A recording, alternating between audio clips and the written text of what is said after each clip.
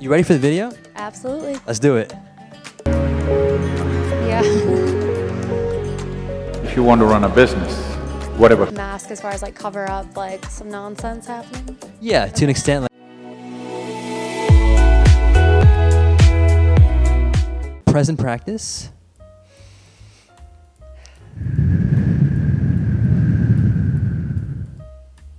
What's conscious? This is Vish and McKaylyn.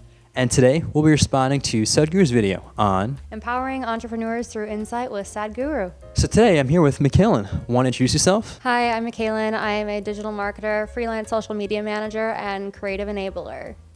Check your stuff out. All of our stuff will be down below. So McKaylyn, have you heard of Sadhguru before? Not until I talked with you. Okay, so have you seen any of his videos at all? Yes. What do you think so far from what you've seen, the little? I mean, he's cool. He's a cool guy. Yeah. I'm an aspiring yogi, and I've been meditating for over 3 years and love all things wisdom, meditation, yoga, and so super grateful for you being here as well as you watching. And before we start, we'd actually love to hear what you think about entrepreneurship or maybe the spiritual perspective on this and what it entails. Also, in the comments down below. And with that, Let's get into the video. awesome.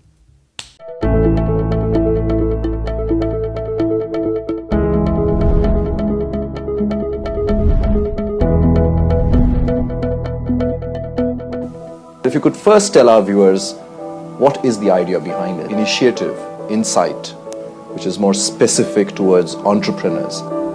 When we say insight, what it essentially means is one is able to see what most people fail to see. So here, in the next few days, our endeavor is to provide the needed insight for the economic leaders of today. In this effort and endeavor, I will place you in the best possible hands.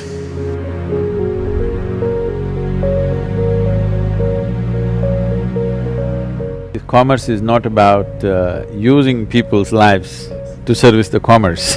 It is here to service people's lives. If that purpose is 100%. kept alive always in our consciousness, all our actions will naturally be guided by that. Apple and Google, that are profoundly different models or approaches to innovation. Which do you subscribe to? If you subscribe to something, you're not an innovator. Yes, thank you.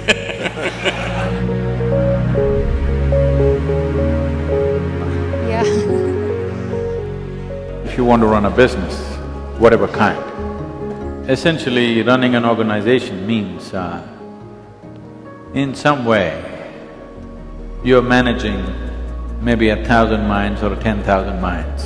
If you cannot even manage yours, how are you going to manage everybody else's?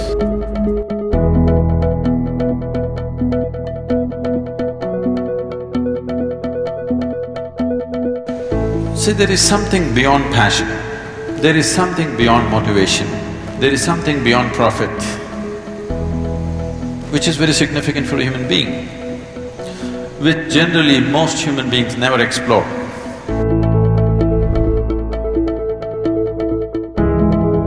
Being a leader places you in a position of a certain responsibility and privilege. If it is not dispensed with integrity, inspiration and insight, then that leadership is bound to flounder. There is no better inspiration or no better necessary confidence for businesses than meeting a successful business person who's done it all and still come on the top in some way. So the idea is to be in contact with this success and to understand how success happened. This is the main purpose of Isha Insight.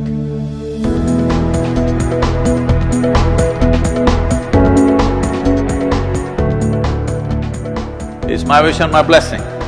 These 4 days should be life-transforming for you, not just for your business. Thank you very much. So McKaylyn, what'd you think after watching that? I mean, I loved what he had to say, especially about, he used the term management at first a lot, and I always think that like people in a position of power in an organization, like they never should be like seeing themselves in like a management aspect, they really need to see themselves as a leader. He made the point of like, you know, like you're managing an organization, like a whole organization, and it's, you know, you're in charge of like all these other minds and all these other people. So it's just like, yeah, you gotta like lead with like intention of like supporting those around you, and that's gonna get you like your results and like the longevity. Or otherwise, to his point, you know, it can just like really burn out fast because people will burn out. That's a great perspective, and I really love the kind of reflection you had from that video. I very much agree with that, and also along the lines of how I think this one point stuck with me. He actually talks about this in another video as well, which is that like businesses and even just like society in general, I feel like these days are manufacturing people to be good engineers and good lawyers and good doctors and good businessmen. But we're not really focusing on making good human beings, or whatever that means, like a well-developed person. What do you think about that perspective? I mean, yeah, I think like a lot of like jobs can be very like soul-sucking. So when you take out like the inspiration and the kindness behind like, you know, driving and leading an organization or any sort of concept, like it's just probably not going to turn out like how you hoped for it, because where's the passion and inspiration behind that, you know? Exactly. No, I think passion, inspiration, integrity are super important in the environment, right?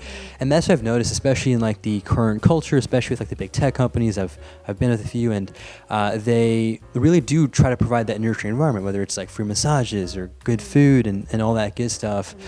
But I think it's interesting. It's a question here, I don't know the answer. Do you think these things that they're doing are trying to mask like the underlying work that's happening, or do you think, what do you think about that? You get what I'm saying? Yeah, so like mask as far as like cover up like some nonsense happening? Yeah, to an extent, like especially with the super hard work, or like even I've heard a lot of instances of like the kind of toxic corporate environments. Do you have any experiences with that? I thankfully don't. So I personally have only worked in startups. I refuse to enter corporate America for the sole purpose of, like I do think a lot of that stuff, like, oh, like free massages, or like, oh, look, it's taco day. Like, I think it is, you know what I mean? It is like, it's PR. Yeah. It's a lot of PR. And I think a lot of organizations will like lean into that to, cover up maybe like not very good practices happening behind the closed doors. Yeah. I mean, like Amazon is like first came to mind for sure. Definitely something that I was thinking about as well. As you said that, and it is interesting though, again, because like with Amazon, it's quite interesting. I think this is where, I mean, it's a slightly off-topic thing here, but I do have friends that actually do work for Amazon. I think it really comes down to the team, and I'm no Amazon supporter. I'm not like I've never even worked with them, but I think it really does depend on the work that you do as well as the teams that you're with. Because I've heard, in fact, one of my friends was with one of the teams, and it was super chill. Like he was working, not even 8 hours a day, and getting paid super nicely. So I guess it depends. Although I have heard of the warehouses, how terrible those are. Well, that's the thing. It's like the culture matters to the people who are in the office and doing like the 9-to-5 stuff, but then that culture does not translate into the the operation side, I feel like. Exactly. No, that's true. I mean, we got to value all work, and that's what I've also come to realize with this journey. I mean, whether you're brushing your teeth, whether you're doing the dishes, whether you are doing a PhD on astrophysics, it's important to treat all work, I think, equally. All work is good work, yeah. Exactly. That's a very simple but powerful thing. I love that. And it's all about, I think, not the work that you do, but how you do the work. What do you think about that? Yeah, I mean, I think, you can get to point B, you can go from like point A to point B like in any way, but like how you do it, it's like you want to do it with integrity, you want to do it with, thinking about like others around you. Obviously, sometimes you have to, do what you got to do and like cut to the chase with it, but, I mean, just being like how you get to point A to point B, there's no like direct way. It's all about, how you get there and hopefully doing it in a thoughtful way. Exactly. It's about the journey, not the destination. If anything, they say that the journey is the destination, right?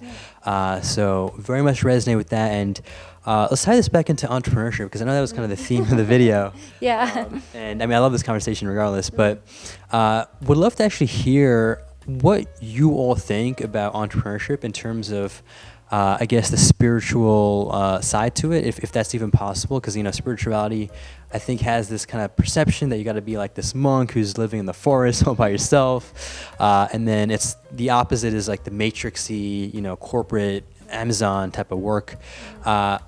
First off, before I even get into that, I'm curious, what is your spiritual background? Spiritual background, I grew up Christian. Yeah. And would you say that you, I guess, in terms of like meditation or like yoga, have you done any of that stuff? Oh yeah, I do.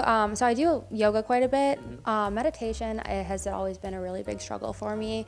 It's really hard for me to like sit still and like lay there. Yeah, okay. Which I think is, the point of meditation is to be able to do that, but it's definitely always been a struggle for me. Yeah. Well, thank you for sharing that honesty and the realness, and it's it's not easy even for me actually. Initially, I've been doing this for like about 4 years now actually, yeah. And even just doing like a minute a day was challenging, but then I worked my way up, and now I do like 3 hours, which again it's just effort, right? At the end, whether it's working out or whatever, it just takes practice. And to quickly answer that point you mentioned about like that is a point of meditation. To be honest, I don't even know if there is a point. Not to say that it's a bad thing. I think a huge part of the practice, one of the takeaways I've been having is to learn to let go of making points out of things. Yeah. It's just the being, you know what I mean? Mm-hmm. I love that. So anyways, I could always give you a session too. I've actually been in this for over 4 years. I've guided so many people, so would love to hopefully help you get still. Well, yeah, I'd love that. Awesome. And now, okay, tying this back into entrepreneurship, do you have any experience with that? Not quite yet on like my own thing. That's the goal, is, to have something cool that is mine. I don't love having like a boss, honestly. Like, I don't mind it, but it just... Let me ask you that. I'm actually a bit curious because I was definitely having similar views in the past, and now I don't know where I lay, but why don't you want a boss? What about it just, doesn't sit well with you? Yeah, so I spent some time like laid off during the pandemic, and I realized how valuable like time for yourself is, and time to like nurture what you want and your things that are important to you. And you kind of just realize too how disposable you can be in a company. I haven't had that experience personally, but it just like, it's the concept that it's just like, people put so much time into this like 9-to-5 situation, and then it's like they come home and it's like, there's a lot of work from home now, but it's like you're done with the day, and then it's like, oh, it's like 5 o'clock, and now like where'd my day go? And then it's like now I want to work out, but like I was really tired, and so it just like takes a lot out of you. And I just feel like being your own boss, it's like you have something that's like your own brainchild that you actually really care about, that is fueling your life, and you can like get other people involved with it too that have like the same values, and create like a organization or something that just means something, and kind of like fuels your soul versus like feeling like a corporation, someone else's corporation. Yeah. Well, thank you for sharing that. And no, that's super cool, because I have a friend who actually did tell me recently about how all these corporations, let's say you are getting paid that 6 figs, like you're getting 100K. They're actually squeezing 300 to 400K out of you for them to pay you that 100K, which I found quite interesting. And that makes sense. I mean, then it's kind of hard to, like you said, make time for yourself and so on. So would you say that, I guess, actually, let me ask you this. What if you could work for someone who is super kind, who provided very great work-life balances? Yeah. Would you still be open to that environment? What do you think? Oh, absolutely. And I have had that experience, thankfully. One of my first job towards like the end of college and right after college, it was a startup company. It was fantastic. My direct boss was so inspiring. He's like a serial entrepreneur. So it was just like really cool to see like how like he was really like thoughtful and like really like got into, I felt like, everything that he was doing, and it was really inspiring. So that was a great experience. That's why I've stayed in startup culture. So I love being around entrepreneurs and people who have like taken something and like started with a tiny little seed and have like grown it into fruition. Like it's awesome to see. And I love seeing people excited about what they're doing. Those are beautiful points, and I resonate with that quite a bit. And I guess just another little side perspective on what you've shared as well as what I've kind of experienced just through my little entrepreneurial endeavors as well. I've always wanted to get into it. I'm kind of into it now a bit. Definitely plan to make YouTube a platform where I get to, use as a way to share what I'm doing. But I did hear this too, which was there's the whole 9 to 5, but then there's also the 5 to 9, right? Which we do have time for. And I'll be honest, and I might have shared this in one of my other videos where I kind of talked about why I stopped uploading a while back. But I'll be honest here, right? So I never, let's just see. Okay, so I was at the point where, this is actually not too long ago, where I was doing like an internship, also doing YouTube, doing this other job that I have, and quite a bit of different things, school as well. Point is, I actually came to realize, at least for me personally, with the level of awareness that I have, having a job actually provided for a sense of structure for me, because I just never have been a disciplined person. I tend to easily procrastinate with things. And so what's interesting is that when I actually had a job, which was that 9 to 5, the time I had from 5 to 9, I actually valued so much more, and I'd actually be making more videos than when the job ended, because it was an internship, and I had so much more time, but I was actually not being as conscious about it. So again, I don't think there's a right or wrong at the end. As we mentioned, it's just the how you do things. But I do want to thank you so much for sharing your experiences here. And please let the viewers know, where can they find you, and shout yourself at it, please. Yeah, so my Instagram handle is at Hello McKaylyn. I think that'll be dropped below for spelling. For sure. But yeah, so that's where you can find me.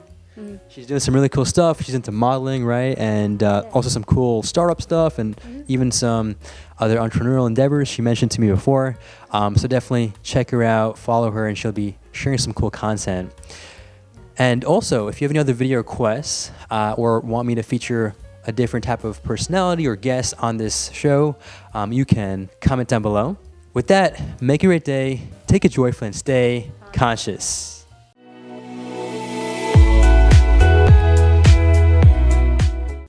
Awesome job, McKaylyn. Thank you. You did great. Thanks.